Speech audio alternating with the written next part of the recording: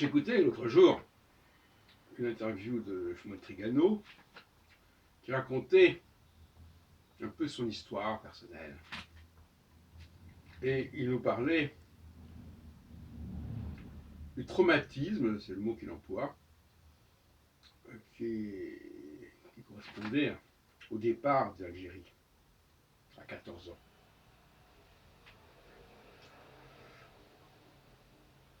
Et cette expression-là m'a interloqué, sinon interpellé. Parce que si on comprend bien, il aurait été plus normal et plus naturel de ne pas partir d'Algérie. Et d'ailleurs, il explique que sa famille est partie parce qu'il fallait partir. Ils sont partis en France parce que c'était la destination logique de tous ces gens qui n'étaient pas, qui étaient occidentaux, réputés comme tels, et qui n'avaient pas pu rester sur place, en dépit des accords. On les avait menacés, je ne connais pas exactement le contexte dans le détail, mais apparemment, ça a été un départ précipité et soudain. Urgent, dans l'urgence. Autrement dit, on pourrait d'ailleurs en dire autant de beaucoup de juifs d'Afrique du Nord qui ne sont arrivés en France en quelque sorte que contraints et forcés. Et qui ont, par là même, signé les chèques ou entériné les chèques de la diaspora juive dans le monde arabe. Puisque quelques années plus tard, c'est l'ensemble du monde arabe qui se videra de ces juifs. Ça a commencé d'ailleurs en 1956, à la suite de l'expédition de Suez, avec les juifs d'Alexandrie, que j'ai bien connus à Paris. Et puis ensuite les juifs d'Irak, d'Égypte, etc. Donc les juifs d'Afrique du Nord n'ont pas, les juifs des pays arabes n'ont pas connu la Shoah, mais ils ont été expulsés. Alors c'est intéressant parce que quelque part la Shoah, au départ c'était la même chose. Ça aurait dû être l'expulsion des juifs d'Europe. Donc le processus est le même. Sauf que l'expulsion des juifs d'Europe n'a pas pu se faire, parce qu'on n'a pas voulu les récupérer, les accueillir, même en Palestine, même sous le mandat britannique, car la Palestine existait bien, la Palestine juive existait bien à cette époque, depuis 1923 en tout cas, sous le mandat britannique. Alors que, dans le cas des juifs des pays arabes, si on peut dire, ils ont pu être recueillis par Israël, qui à ce moment-là a pu jouer le rôle qu'elle n'avait pas pu jouer pour l'Allemagne, ou en France, et peut-être dans d'autres pays, le Canada, les États-Unis. Donc, l'expulsion ne s'est pas déroulée de la même manière avant et après la Seconde Guerre mondiale. Ça ne veut pas dire forcément qu'il y aurait eu une extermination des Juifs dans ces pays-là, du monde arabe, mais en tout cas, la menace était suffisamment lourde pour que tous ces gens-là s'en aillent. Alors, pourquoi est-ce que je raconte ça?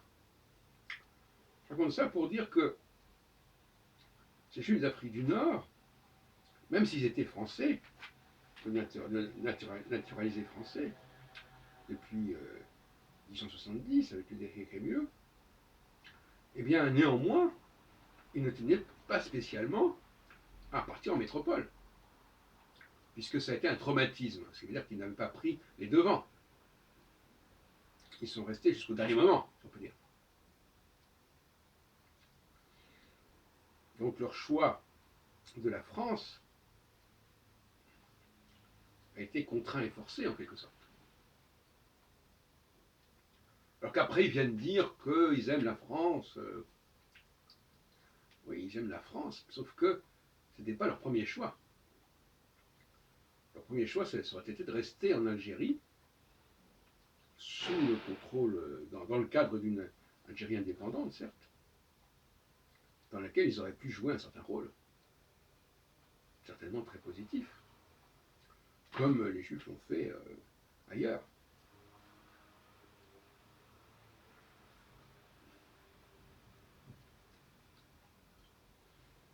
Et puis, il y a, comme je le disais tout à l'heure, cet échec du diasporisme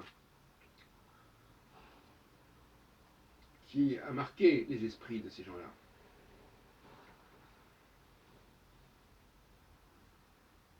Ils ne croient plus à la présence juive au sein des nations. Ils croient plus à une sorte de ghetto séparé, de facto.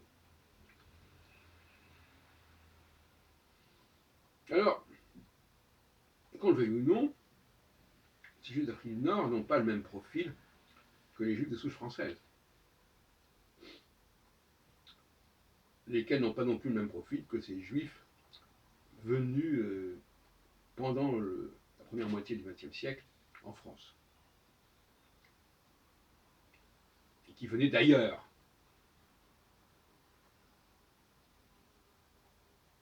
Un autre environnement.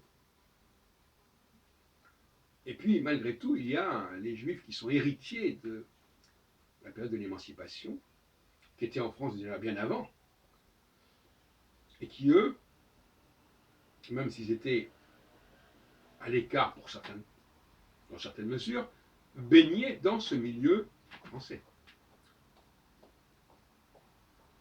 Et c'est important le milieu dans lequel on baigne. Donc ils n'étaient pas étrangers sur le plan des réalités, même s'il était du point de vue juridique.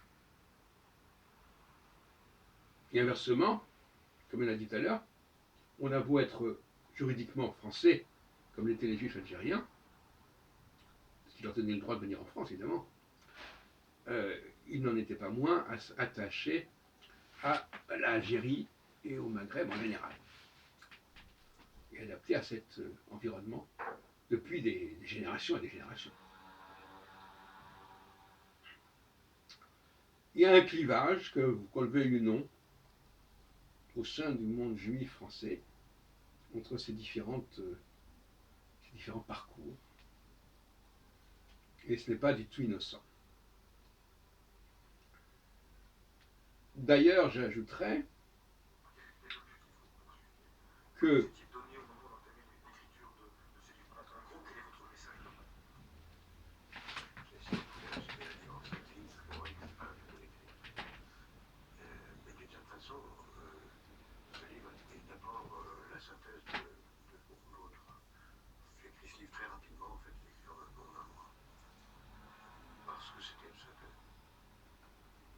là, nous avons un petit extrait de Jacques Attali, qui fait partie de ces Juifs d'Afrique du Nord qui sont marquants aujourd'hui et qui considèrent comme antisémites tous ceux qui rappellent qu'ils sont juifs, que ceux-là sont juifs.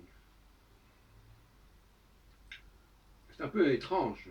J'ai écouté aussi Jean Levaille interpeller Jean-Marie Le Pen dans ce sens.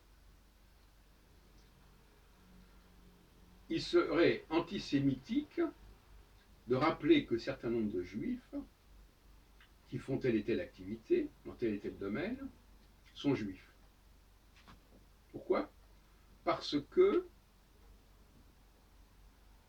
ils ne l'ont pas fait selon eux-mêmes, ils ne l'ont pas fait en tant que juifs. Et dire que quelqu'un est juif pour une activité qui n'est pas juive, ce serait l'antisémitisme. Alors nous y reviendrons.